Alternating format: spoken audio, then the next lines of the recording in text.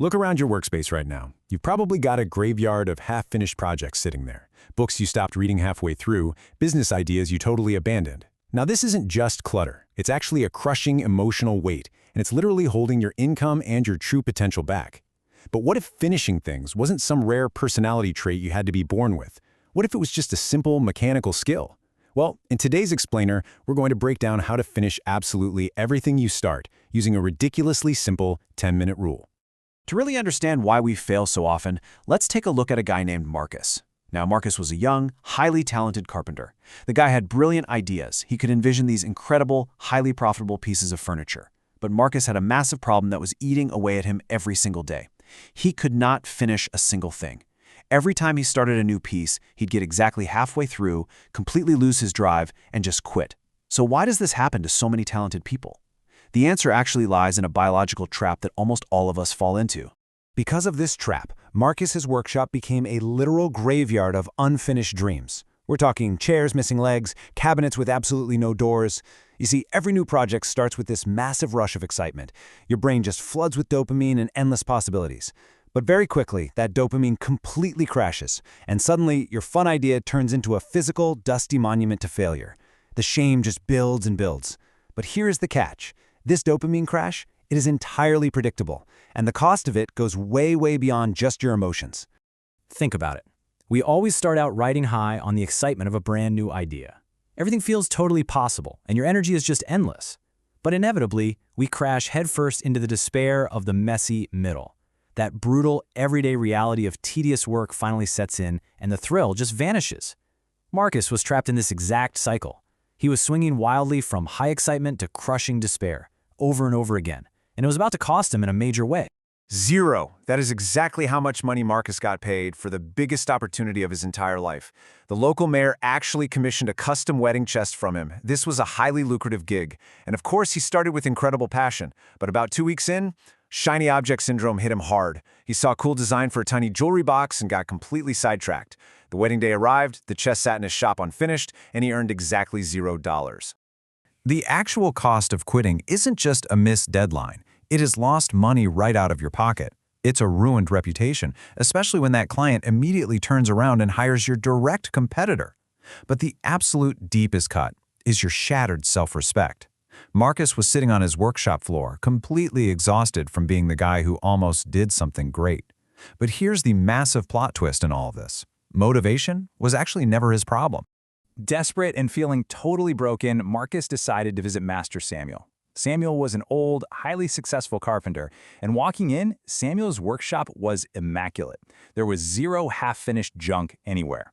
When Marcus basically begged him for a secret, Samuel just calmly started carving a block of wood and dropped this paradigm-shifting truth. He said, "Inside this wood is a spoon. My job is to remove everything that is not the spoon." You see, finishing isn't about adding more brilliant ideas. It's about relentlessly stripping away your distractions. Master Samuel explained a concept that completely flips how we view our work. He called it the wilderness period. This is that incredibly frustrating, deeply boring middle phase of literally any project, right after the initial excitement completely fades. Honestly, it's where dreams go to die. But here is the ultimate secret of top earners. This exact, boring period is the only place where true, monetizable value is actually created. This is where the real work gets done.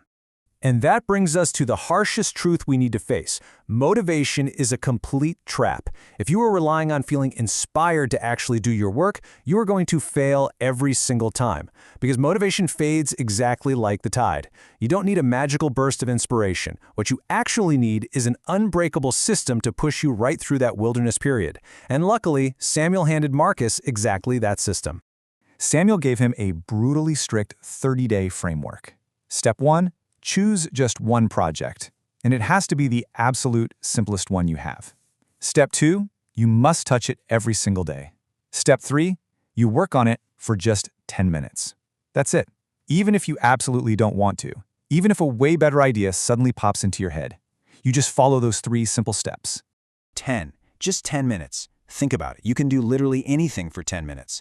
This doesn't have to be some massive, glamorous push. You don't have to chain yourself to your desk until you're completely exhausted.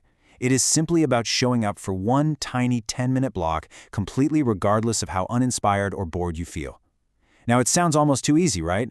but the psychological impact of building this tiny habit is absolutely massive. So Marcus went home, and he picked a super simple wooden stool. Day 1, 10 minutes. Day 2, 10 minutes. But on day 5, a brilliant new idea for a mirror frame suddenly hit him. The temptation to drop the stool and switch projects was agonizing, but he remembered Samuel's golden rule. Consistency is always greater than motivation. Because he stuck to that tiny daily touch, he built this unstoppable momentum. And on day 23, that stool was completely finished. This simple completion triggered a massive emotional breakthrough for Marcus. We so often look at highly productive people and assume they're just born finishers, like they were blessed with endless willpower from birth. But Marcus realized the real truth. He wasn't intrinsically broken. Finishing isn't some magical talent you either have or you don't.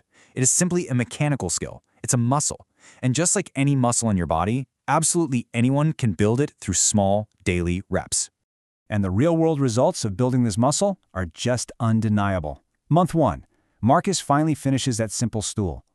By month 3, just by applying the 10-minute rule daily, he entirely cleared his workshop's graveyard. He was actually shipping finished products. And by month 6, the mayor came back and hired him for a highly lucrative anniversary chest. He proved he could finally finish a job. Remember, the market only pays for completed work. It doesn't pay for almost done. So let's lock in the core insights from this explainer. These are the 3 rules of the finisher.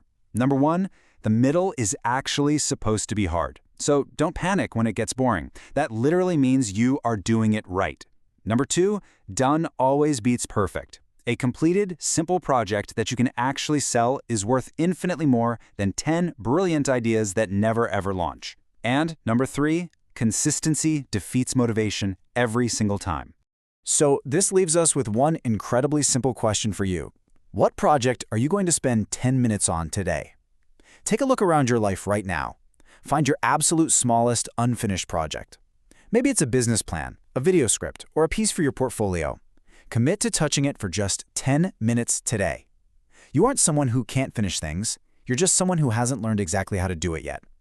So take back your power today, start your timer, and finally become a finisher.